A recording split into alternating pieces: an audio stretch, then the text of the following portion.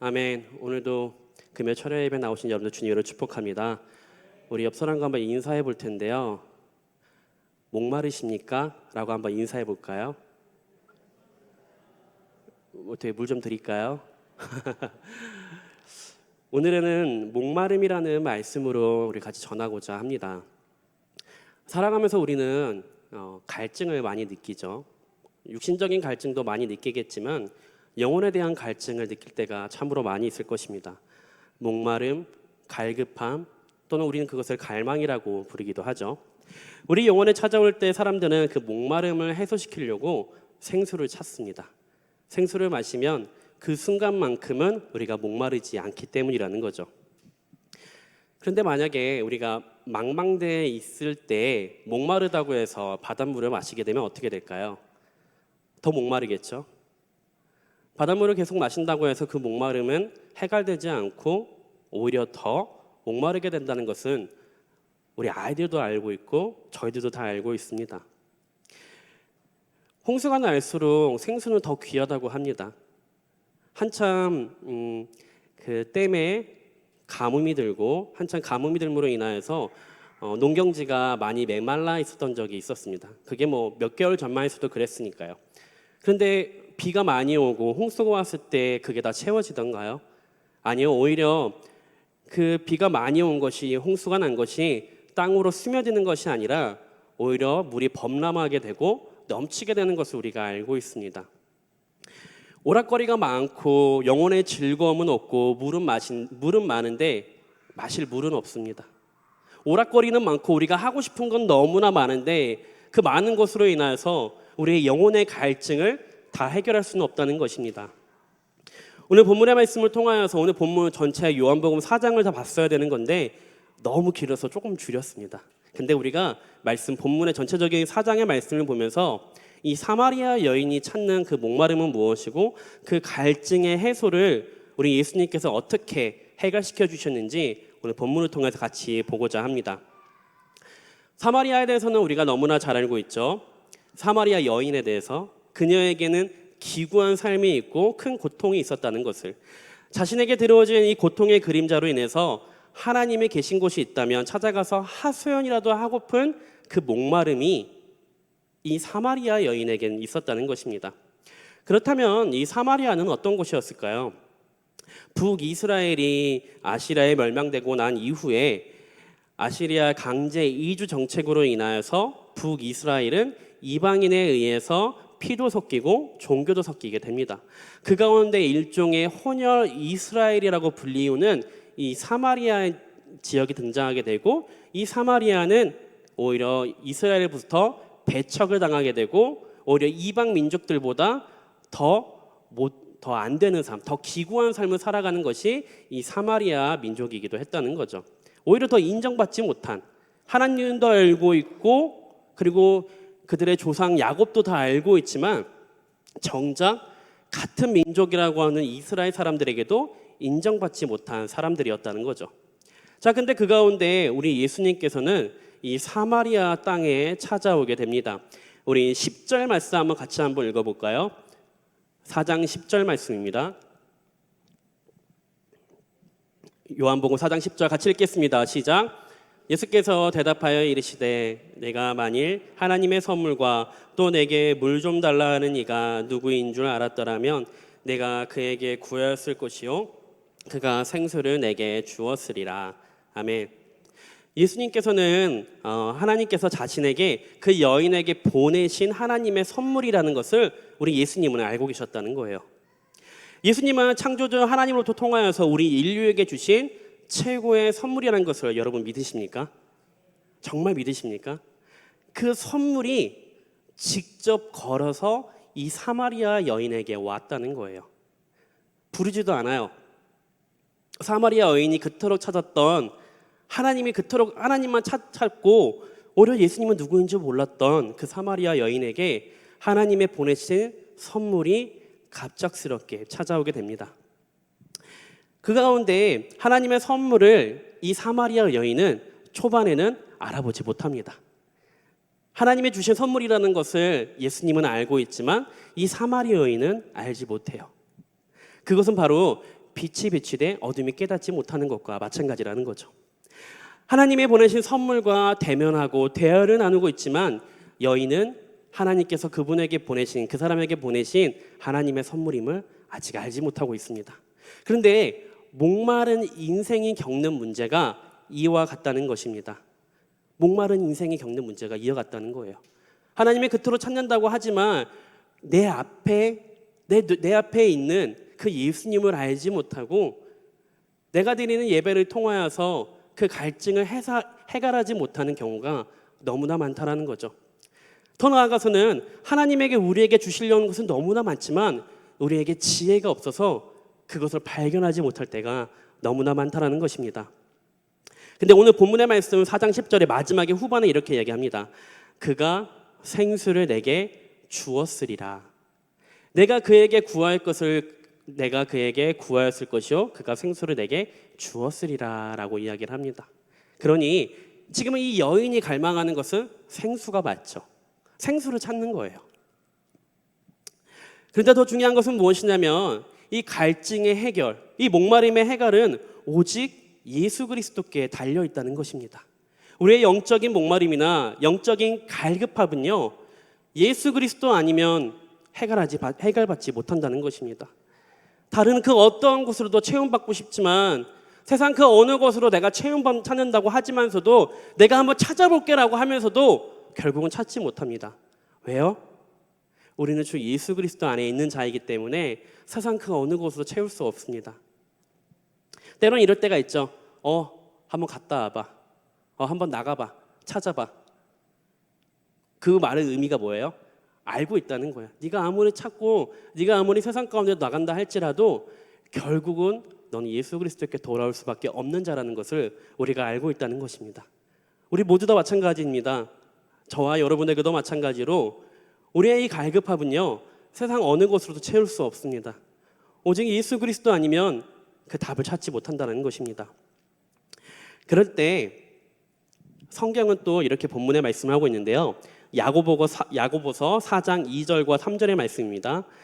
야고보서 4장 2절과 3절의 말씀 우리 같이 한번 읽어보도록 하겠습니다. 시작.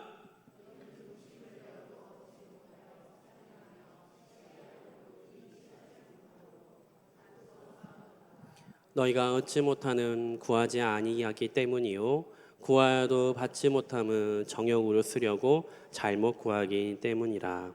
아멘. 하나님께서는 분명하게 우리에게 주고 싶어 하시는 것이 있다라는 것입니다. 우리는 그것을 구해야 되는데 구하지 않기 때문에 받지 못하는 것이 얼마나 많을까요? 구하지 않기 때문에 받지 못하는 것. 그런데 우리는 구하지 않고서도 왜 내게 안 주시는 걸까? 라고 고민해 본 적은 없으십니까? 구하지도 않고요. 찾지도 않고 던져보지도 않고 왜 내 갈급함은 무엇인지도 알지도 못하면서 하나님 내 갈급함을 채워주세요라고 말도 하지 못하는 걸까요? 그러면 하나님이 하나님 앞에 우리에게 주시는 것을 원하시는 것을 달라고 여러분은 간구하십니까? 하나님 내게 이것을 주세요라고 여러분 구하십니까? 우리가 진정으로 원하고 갈급해하는 것이 하나님이 우리에게 주시려는 생수였습니까? 아니면 생수는 원하지 않고 나의 욕구를 채워달라고 때를 쓰고 있지는 않습니까? 여러분은 전자입니까? 아니면 후자입니까? 중요한 것은 하나님은 우리의 필요를 아시고 우리가 구할 때 주시는 분이시라는 것입니다. 우리 본문의 말씀 13절, 14절 한번 읽어보도록 하겠습니다. 13절, 14절입니다. 우리 같이 한번 읽어보겠습니다. 시작. 이 물을 마시는 자마다 다시 목마르려니와 내가 주는 물을 마시는 자는 영원히 목마르지 아니하리니 내가 주는 물은 그 속에서 영생하도록 솟아나는 샘물이 되리라. 아멘. 우리는 모두 다 무엇인가를 소유하기를 간절히 열망하는 것이 있습니다. 그것이 집이 될 수도 있고요, 차가 될 수도 있고요, 직장이 될 수도 있습니다. 아니면 좋은 대학이 될 수도 있죠. 내가 갈망하는 것이요. 내가 이것을 가지고 나면 내 갈급함이 채워지리라 라고 생각하는 것들이 있겠죠. 여러분의 기성세대에게는 내가 집 한 채만 있으면, 내 이름으로 된 명의, 집 한 채만 있으면 그 참 행복하겠죠. 저도 마찬가지인 것 같습니다. 저도 평택으로 이사 왔을 때 제일 조그만 집에서 그 전에 신혼집에서 제일 조그만 집에서 살았어요. 13평이었던 것 같아요. 12평인가? 그 집에서 살다가 서울에서 살다가 이제 평택으로 이사 왔을 때 계속 집을 알아보면서 기도했던 거는 정말 넓은 집에서 한번 살아보고 싶어요. 이거였어요. 넓은 집에서 살면서 우리 애들 뛰어놀게끔 한번 해보고 싶어요. 그랬어요. 감사하게도 정말 넓은 집에 하나님이 주신 그 은혜로 살게 됐죠. 이제 다 해결이 됐을까요? 아니요, 해결 안 되더라고요. 오히려 해결은 안 되고 치울 게 너무 눈에 많이 보여요. 13평에 살 때는 조금만 치우면 되는데 34평은 치울 것도 너무 많고 해야 될 일도 너무 많고 뭔 관리비는 또 이렇게 비싼지 해결이 되질 않아요. 처음에 원했던 거 넓은 집이었어요. 안 되더라고요. 물론 이것은 그냥 본보기였고 예시였지만 우리에게 원하는 것은 각자 다를 겁니다. 근데 여러분 그것을 얻고 나면 여러분의 그 갈급함이 그 갈증이 다 해결이 될까요? 저는 아니라고 봅니다. 아마 여러분에게 원하시는 것은 다 다르겠지만 정말 진정으로 하나님이 여러분에게 원하시는 것은 무엇인지 여러분은 알고 계십니까? 우리가 하나님께 받지 못하는 것은 구하지 않기 때문이고 하나님께 달라고 구하도 받지 못하는 것은 하나님께서 우리에게 주시려고 하는 것을 구하지 않기 때문인 거예요. 우리가 하나님께서 우리에게 주시려는 것을 이것을 구하지 않고 다른 것을 구하고 있기 때문이라는 겁니다. 하나님은 우리에게 육신의 그 갈증의 해결을 원하시는 분이 아니라는 것입니다. 일시적인 만족감을 주는 그런 선물을 우리에게 주시는 분이 아니라고 말씀하고 있습니다. 예수님께서 주시려는 선물은 생수가 아니라 영원한 샘물이라고 말씀하고 있습니다. 일시적인 해결이 아니라는 것입니다. 더 정확히 말하면 예수님 자신이 그 사마리아 여인에게 영원토록 끊임없이 생수를 공급하겠다라고 말씀하고 있습니다. 그것은 오늘날 우리에게도 마찬가지입니다. 하나님은 우리에게 예수님을 통하여서 영원한 샘물 되어주시는 그 예수님을 선물로 주셨다라고 말씀하고 있습니다. 할렐루야. 그 샘물이 우리 안에 있습니다. 그런데도 그 샘물을 우리가 깨닫지 못하고 있다는 것입니다. 우리는 종종 샘보단 우리의 영원한 샘물 되어주시는 예수님보다 그냥 말 그대로 생수를 원합니다. 일시적인 해결을 원하는 거예요. 하나님의 얼굴보다는 하나님의 손을 간구합니다. 하나님의 손으로 나를 이끌어 주세요. 하나님의 손으로 내 삶 속에서 대박을 터뜨려 주세요. 로또 한 번만 되게 해주세요. 하나님 오늘 이번 주 번호 몇 번입니까? 탁 찍어가면서 한 번만 터뜨려 주세요. 자, 아니면 또 이런 것도 있겠죠. 하나님을 믿는다고 말하면서도 하나님을 우리는 이용하려고 할 때가 많습니다. 하나님의 손으로 이번에 한 번만. 그러면 내가 진짜 하나님 제대로 믿을게요. 뭐예요? 순서가 뒤바뀐 거예요. 자, 그런데 내 야망과 계획을 이루시는 하나님이실까요? 나의 종이 되시는 하나님이라고 우리는 말하는 걸까요? 아닙니다. 나의 야망과 계획은 다 내려놓고 하나님은 내 생각대로 움직이시는 분이 아니라는 겁니다. 하나님은 오늘 이 사마리아 여인에게도 그 갈급함을 채워주시고자 예수님을 보내주시겠다라고 말씀하고 있습니다. 그러한 이 사마리아 여인에게 예수님께서 뜬금없는 질문을 하십니다. 우리 요한복음 4장 16절, 본문의 말씀 16절 같이 한번 읽어보겠습니다. 시작. 이르시되 가서 내 남편을 불러오라. 아멘. 뜬금없이 예수님께서 내 남편을 불러오라라고 이야기를 합니다. 예수님은 이 사마리아의 여인에게 그 문제가 있다는 것을 정확히 알고 있었어요. 남편과의 문제로 통하여서 그 여인의 삶을 짓누르고 있던 목마름의 원인을 알고 있었다는 것입니다. 그런데 우리가 예전에 많은 말씀을 이 사마리아 여인을 통해서 많이 들어봤을 거예요.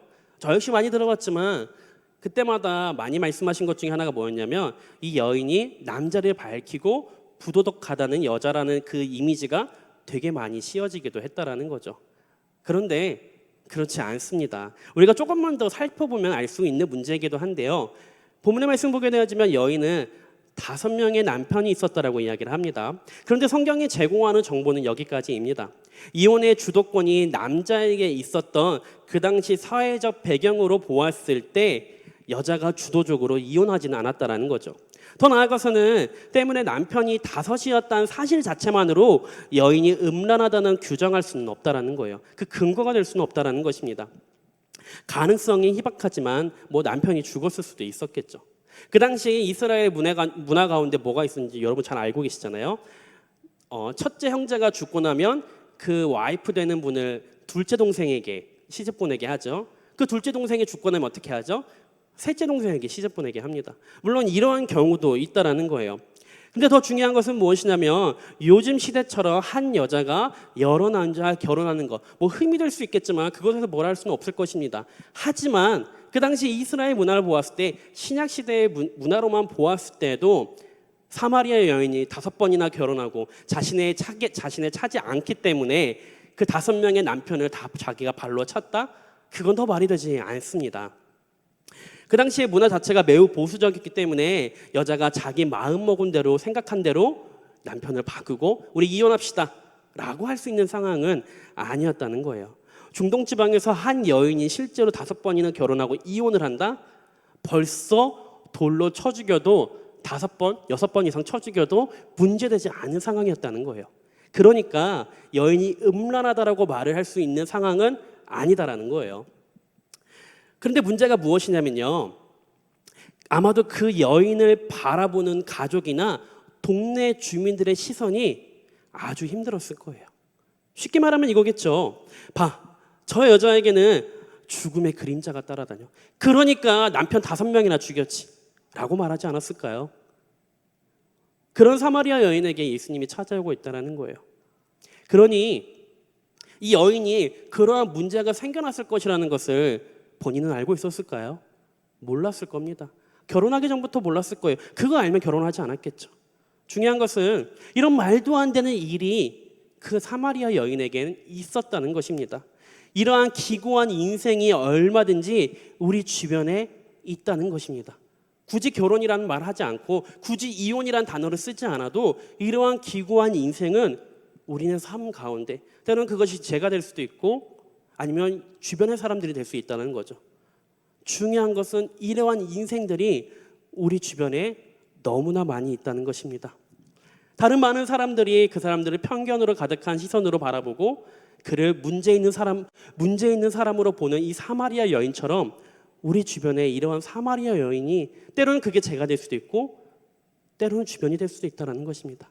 중요한 것은 이러한 기구한 인생이 너무나 많이 있다는 것입니다. 알 수 없습니다. 그러할 때 우리 예수님께서는 이 사마리아 여인에게 해주시는 말씀이 있습니다. 우리 같이 한번 읽어볼게요. 우리 18절입니다. 우리 18절 같이 한번 읽어보겠습니다. 시작. 지금 있는 자도 내 남편이 아니니 내 말이 참되도다. 아멘. 지금 사마리아 여인은요, 예수님께 남편이 5 있었다는 말을 한 적이 없어요. 더 나아가서는 지금 있는 자도 내 남편이 아니라고 이야기를 합니다. 그러니까 예수님은 사마리아 여인이 처한 상황을 알아요, 몰라요? 알고 있어요. 그러한 알고 있는 예수님께 19절에 이 사마리아 여인이 대답을 합니다. 같이 읽겠습니다. 여자가 이르되 주여 내가 보니 선지자로소이다. 아멘. 이제 사마리아 여인이 예수님에 대한 시선이 바뀌어요. 처음에는 그냥 이스라엘의 한 사람이었다면 이제는 선지자로서 예수님을 바라보게 됩니다. 이제 제가 보니까 하나님께서 보내신 선지자인 것 같습니다 라고 대답을 해요. 왜요? 자신의 그 문제가 무엇인지 예수님이 알고 있었기 때문이라는 것입니다. 중요한 것은요, 이 사마리아 여인은 자신의 그 문제가 무엇인지 몰랐지만 예수님을 통하여서 알게 되었다는 거예요. 우리도 마찬가지입니다. 저와 여러분에게도 이러한 문제가 있습니다. 있을 수 있는 것이 아니라 있어요. 다만 그것을 깨닫지 못하고 있을 뿐이에요. 예수님을 통하여 주시는 그 영적인 문제를 우리가 비로소 짚어가야만이 해결받을 수 있다는 것입니다. 예수님은 사마리아 여인에게 그녀에게 가지고 있는 그 문제점을 지적을 하시고, 그리고 그 문제점을 아시고 풀어주시겠다라고 하시는 거죠. 또 그러면서 이 사마리아 여인이 이제 그 문제점을 알았으니 이제 해결을 해야 되는데, 그 해결하려고 하니 실제적으로 걸리는 그 문제점에 대해서 이야기를 하고 있습니다. 4장 20절입니다. 20절 같이 읽겠습니다. 시작. 우리 조상들은 이 산에서 예배하였는데 당신들의 말은 예배할 곳이 예루살렘에 있다 하더이다. 아멘. 비로소 사마리아 여인은요, 자신의 진정한 목마름이 무엇인지 알기 시작하고 있어요. 내 문제가 이 선지자를 통하여서 내게 주신 정말 내 남편으로 인하여서 해결받지 못하는, 내 결혼만 하면 모든 문제가 해결될 것 같았는데 그게 아니었구나 라는 것을 알게 돼요. 이제 내가 예배를 드려야 되겠는데 그 예배의 장소가 예루살렘이라고 하는데 사마리아인 내가 예루살렘에 갈 수 있을까? 현실적인 문제에 부딪히게 되는 거죠. 어디서 예배를 드려야 됩니까? 여인은 자신의 목마름을 정확히 알게 되고 나서 자신의 삶을 창조주 하나님께 가지고 나아가기를 열망하고 있다는 거예요. 자신의 문제를 하나님 앞에 가지고 나와서 예배를 통하여서 해결받기를 열망하고 있다는 것입니다.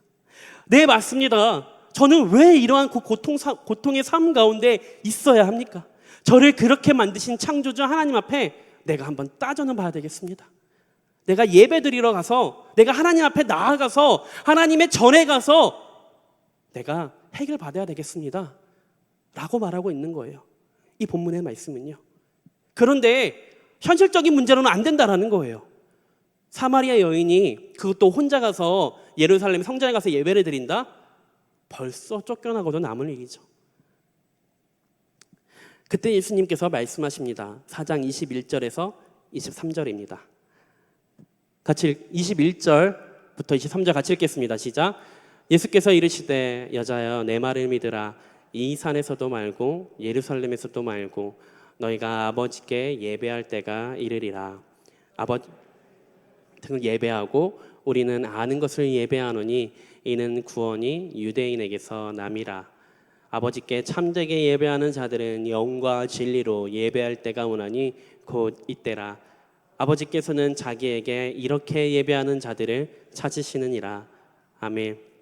우리 4장 23절 우리가 너무나 잘 알고 있는 말씀이기도 합니다. 하나님께서 이렇게 예배하는, 영과 진리로 예배하는 자들을 찾으신다라고 말씀하고 있죠. 하나님께서 하나님을 찾고 하나님을 만나야겠다는 그 갈망을 가진 인생을 하나님이 친히 찾으시고 또 찾으신다는 거예요. 찾으시고 또 찾으세요. 갈망하는 자들에게요. 하나님을 만나려고 하는 자들에게 하나님은 직접 만나 주십니다. 영과 진리로 예배하는 자들을 찾으신다라고 말씀하신 것처럼요. 갈급함의 문제가 무엇인지 알고 갈급함의 해결책을 아는 분들에게요. 우리는 그러한 갈급함이 내게 있습니까? 아니면 다른 문제로 여러분의 해결받으려고 하십니까? 육신적인 문제를 또한도 육신적으로 해결받으려고 합니까?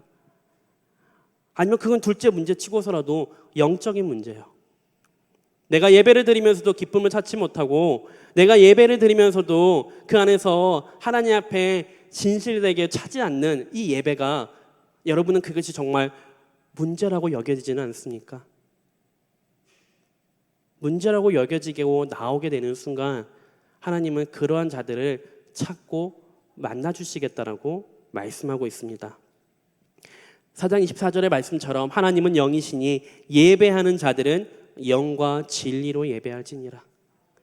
영과 진리로 예배하는 그런 사람들을 만나 주시겠다 합니다. 예수님께서 이 사마리아 여인에게 주신 말씀의 핵심은 이제 장소의 문제가 중요하지 않다라고 말씀하고 있는 거예요. 어떤 장소에도 구애받지 않고 언제든지 살아계신 하나님을 만날 수 있는 시대 속에 살고 있다라고 말씀하고 있어요. 더 중요한 것은 사마리아 여인 앞에 누가 있어요 지금요? 예수님이 있어요.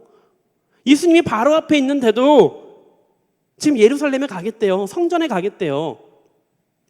아직 사마리아 여인은 예수님을 선지자로밖에 인정하지 못하고 아직 그렇게밖에 지금 생각하지 못하고 있기 때문이라는 거죠.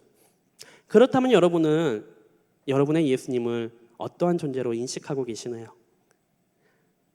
우리가 매일같이 만나는 말씀을 통하여 주시는 그 예수님의 말씀을 그것은 무시하고 그냥 주일날 드리는 예배와 수요일날 금요일날 드리는 예배로만 그 모든 문제를 해결받으려고 하십니까?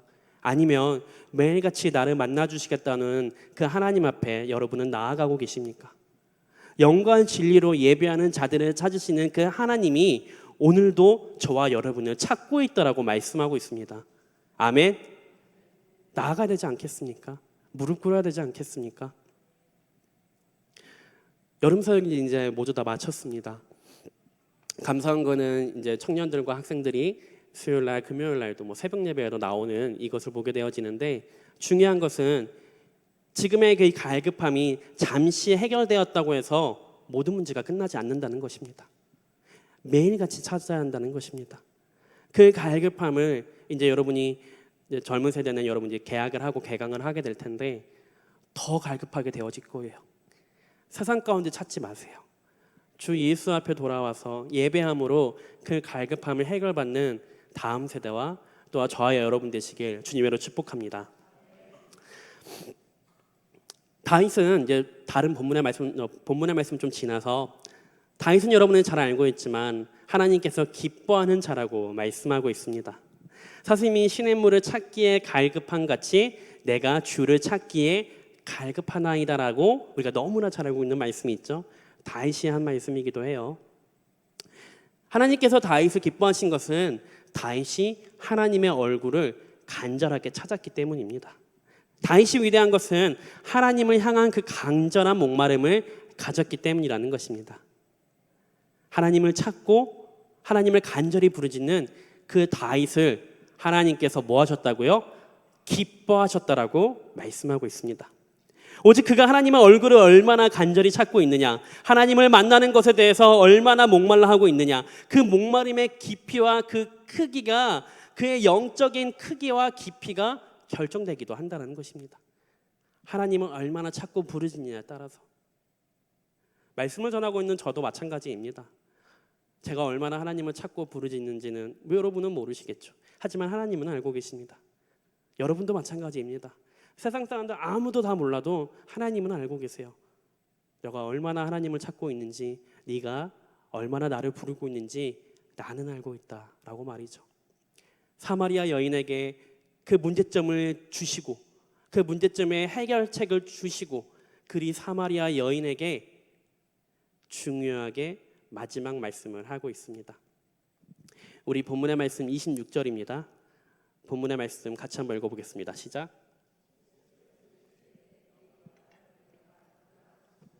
아멘.